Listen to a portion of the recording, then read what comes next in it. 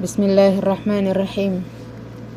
الحمد لله حمدا يليق بجلاله وعظمته، والصلاة والسلام على نبينا وحبيبنا محمد وعلى آله وأصحابه أجمعين ومن تبعهم بإحسان إلى يوم الدين. أما بعد، السلام عليكم ورحمة الله وبركاته. Magandang araw po mga kapatid sa Islam kahit saan kayo naroroon, at maligayang pagbabalik sa ating dating talakayin na ang mga pagsamba ng puso. Babalik po tayo ngayon sa mga pagsamba ng puso na kung saan ay natigilan natin noong sumapit ang mga dakilang araw na ang unang 10 araw sa Dhul-Hijjah, dahil kailangan natin talakayin ang mga pagkakataon na pinadaan ng Allah sa atin. Alhamdulillah, natapos natin at naway tanggapin ng Allah ang anumang nagawa nating mga mabubuti sa mga dakilang araw na pinadaan sa atin na yun ang 10 unang araw sa Dhul-Hijjah.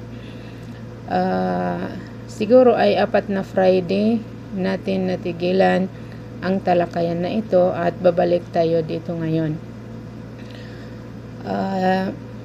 Ang last na pinag-aralan natin mga kapatid sa Islam ay ang pangatlong pagsamba ng puso, na yun ang at-ta'zimu lillah, ang pag-ta'zimullah, ang pagdakila kay Allah na kataas-taasan at kagalang-galang. Bago po natin ipagpatuloy ay bilang paalaala sa ating mga sarili, ay alalahanin natin lagi ang gantimpala ng pag-aaral. Ang gantimpala ng pag-aaral ay napakalaki mga kapatid, dahil sinabi ng Allah sa banal na Quran na yarfa'illahu alladhina amanu minkum walladhina utul ilma darajat.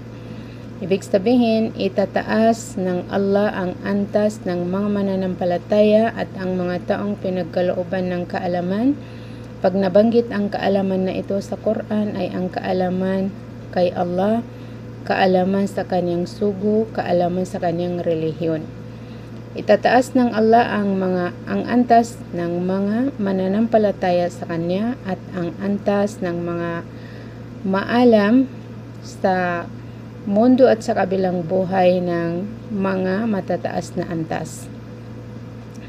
Hindi linagyan ng limitasyon kung gaano kataas ang antas, dahil kung gaano kataas at kalaki ang kaalaman natin sa tatlong bagay na ito, ay ganyan kataas ang ibibigay o ganyan kataas ang aangatan ng Allah sa atin dito sa mundo at lalo na sa kabilang buhay. Sinabi din ni Propeta Muhammad sallallahu alaihi wasallam na may yuridillahu bihi khairan yufaqihu fid din. Ang sinumang naisin ng Allah sa kanya ang mabuti, ibig sabihin, sinuman ang bibigyan ng Allah ng mabuti ay ipapaunawa sa kanya ang relihiyon. So, pag gusto natin mag-aral mga kapatid sa Islam, o di kaya gusto nating unawain ang Islam na ito ang relihiyon ng Allah, ay ito ang palatandaan na may nais ang Allah na ibibigay niyang mabuti sa atin. Kaya tayo ilubos na nagpapasalamat kay Allah na kataas-taasan at kagalang-galang, dahil sa tibay na ipinagkaloob niya sa atin ang madras na ito na matagal na natin kasama at nandito pa rin tayo. Yun lahat ay bigay ng Allah sa atin at tawfik niya sa atin. So, ang pinakamalaking kaalaman mga kapatid sa Islam, o di kaya magandang kaalaman, ay ang kaalaman kay Allah subhanahu wa ta'ala, na kung saan ang inaalam natin ngayon na trabaho ng ating mga puso na pagdakila kay Allah na kataas-taasan at kagalang-galang. So, ang napag-aralan po natin ay ang madhahiru azamatillah, ang mga nakikitaan sa pagkadakila ng Allah. Ang mga nakikitaan sa pagdakila kay Allah. Napag-aralan natin ng isang beses na makikita natin ang kadakilaan ng Allah sa kanyang mga katangian. Makikita natin sa kanyang mga trabaho, Kaya nagbasa tayo ng verse. Ito mga kapatid, sa Islam ay lahat galing sa Quran na pinagrurugtong-rugtong natin yung mga salita ng Allah na inintroduce niya ang kanyang sarili, kung ano ang kanyang mga katangian, ano ang kanyang mga pangalan, ano ang kanyang mga trabaho bilang reminder sa atin lahat. So, nabasa natin ang 3 verses yata o 4 ang last na pinag-aralan natin tungkol sa talakayan na ito. Ngayon naman ay pag-aaralan natin ang kanyang karugtong. Ang huling nabasa nating verse ay ang sabi ng Allah na Dhalikumullahu Rabbukum fa'buduhu afala tadhakkarun. Yun ang Allah na inyong Rabb, kaya sambahin niyo siya. Afala tadhakkarun, hindi ba kayo marunong mag-isip? Mahanap natin sa surat Yunus verse 3. So, ngayon ay ito ang karugtong niya mga kapatid sa Islam. Sabi ng author sa librong binabasa natin, Kana Allahu Azza wa Jalla wa lam takun sama'un wala ardun wala syamsun wala qamar wala nujum wala kawakib wala jibal ila akhirih. Mayroon na ang Allah. Ang Allah ay mayroon na siya dati. At saka wala pang langit, wala pang lupa, walang araw, walang buwan, walang mga bituin, walang mga bundok, walang mga ilog, walang dagat, walang lahat ay wala. So dati na mayroon ang Allah subhanahu wa ta'ala. Dati na siya mayroon, walang gabi, walang araw, walang mga ulap, walang tubig, walang mga halaman, walang tao, walang hayop, walang engkanto, walang anghel. Lahat ay wala. So, sinabi niya sa Suratul Hadid verse 3, Huwal awwal wal akhir, wal dhahir wal batin, wa huwa bikulli shay'in alim. Siya ang pinakauna, siya ang pinakasimula, at siya ang pinaka-last. Wal dhahir, siya ang pinaka sa ibabaw, wal batin, at pinaka sa ilalim. Wa huwa bikulli shay'in alim, at siya sa lahat ng bagay ay lubos na alam niya. Dati na mayroon ang Allah, nakataas-taasan at kagalang-galang. Walang bagay na nauna pa sa kanya. Pagkatapos ay nilikha niya ang lahat ng nilalang nang dahil sa kanyang kapangyarihan. Bakit niya nilikha? Upang tumukoy sa kompletong kadakilaan ng Allah. Upang makita natin na kompleto ang pagkadakila ng Allah. At upang tumukoy sa kompletong kapangyarihan ng Allah. At upang tumukoy sa kompletong kataas-taasan at kagalang-galang at kagandahan ng Allah. Dahil lahat ng nakikita nating napakalaking nilikha tulad ng langit ay tumutukoy na ang naglikha nito ay lubos na makapangyarihan. Lahat naman ng nakita nating napakaganda ay tumutukoy na ang naglikha nito ay siya ang pinakamaganda. Lahat naman ng nakita nating pinaghangaan natin ay tumutukoy na ang naglikha nito ay pinaghahangaan din ng lahat. Sabi ng Allah sa banal na Quran sa Surah At-Talaq verse 12, Allahu alladhi khalaqa sab'a samawat wa min al-ardi mithlahunna yatanazzalu al-amru baynahunna lita'lamu anna Allah ala kulli shay'in qadir wa anna Allah qad ahata bi kulli shay'in ilma. Ang Allah ang siyang naglikha sa 7 palapag ng mga kalangitan at ang lupa na tulad rin ng 7 palapag ng langit. Ibig sabihin parehas lang ng langit ang lupa na 7 palapag din. Ibinababa niya dito ang mga order. Ibinababa niya ang kanyang order sa pagipagitan nito. Pagipagitan ng 7 palapag ng kalangitan at 7 palapag ng kalupaan. Ibig sabihin ay may mga pangyayari dito tulad ng pangyayari na nakikita natin sa pagitan ng lupa at langit. Bakit niya ito ginagawa?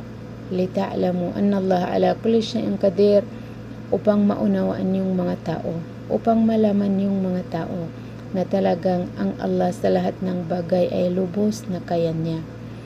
At upang malaman nyo na tunay na ang Allah ay saklaw niyang kaalaman ang lahat ng bagay. So, yan mga kapatid sa Islam, ang ibang purpose, kabilang sa mga purpose ng Allah na pinapakita niya sa atin ang kaniyang pagkadakila. At nararapat lang na dakilain natin siya. Dito natin nakikita sa mga nilikha ng Allah ang kaniyang lubos na pagkadakila na kailangan sa ating mga puso na dakilain niya ang Allah subhanahu wa ta'ala. Nilikha ng Allah ang mga kalangitan. Pagkatapos ay pinag-utusan niya itong magmataas at nagpataas. Ang mga langit na napakalaking nilikha ay pasunod-sunod sa utos ng Allah subhanahu wa ta'ala. Pinag-utusan niyang magpataas kasi alam natin na sa dati-dati ay magkadikit ang lupa at ang langit. So, linagyan ng Allah, pinaghiwalay silang dalawa ng Allah. At linagyan niya ng lahat ng laman ng pagitan ng langit at lupa na nakikita natin, naririnig natin, naamoy natin, natitikman natin. So, nilikha rin niya ang mga kalupaan at pinag-utusan niyang mag-steady at nag-steady siya. Nilikha niya ang mga bundok na napakalaki. Nakikitaan natin ang mga bundok kung gaano sila kalaki, gaano kataas. Pinag-utusan niya ito upang maging haligi ng lupa, upang hindi makurog ang lupa. Nilikha naman niya ang mga hangin. Napakalakas ang hangin na wala kang mapuntahan, wala kang mahanap na lugar na hindi aabot ang hangin na ito. Ang hangin na ito na napakasarap, pag naamoy mo, nagpapahangin ka, napakasarap. Pinag-utusan ito ng Allah na pumunta kung saan ang gusto ng Allah na puntahan ay sumunod din siya. Nilikha niya ang ulap at pinag-utusan niyang umulan at umulan. Nilikha niya ang lupa at pinag-utusan niyang patubuin ang mga halaman. Kaya sumunod ang lupa na pinatubo niya ang mga halaman.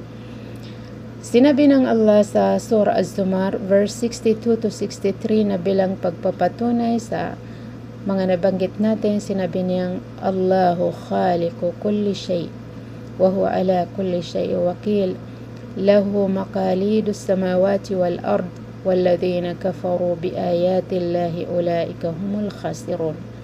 Ibig sabihin, patuloy pa rin na nagpakilala ang Allah sa atin na sinabi niyang siya ang Allah na naglikha sa lahat ng bagay.